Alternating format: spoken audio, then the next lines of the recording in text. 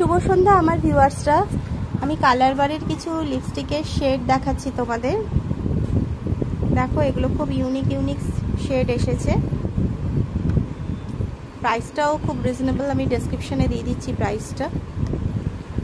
তার মধ্যে চারটে আমি ডেমনস্ট্রেট করে দেখাবো। চারটে খুব ইউনিক কালার, একটু আউটস্ট্যান্ডিং কালার চারটে। সমস্ত স্কিন টোনের সাথে যাবে, ফেয়ার টু মিডিয়াম। বাহ, প্রত্যেকটা কালার খুব ব্রাইট, প্রত্যেকটাই একটা পার্টি লুক দেবে। এই চারটে কালার একদম ফ্যান্টাস্টিক কালার।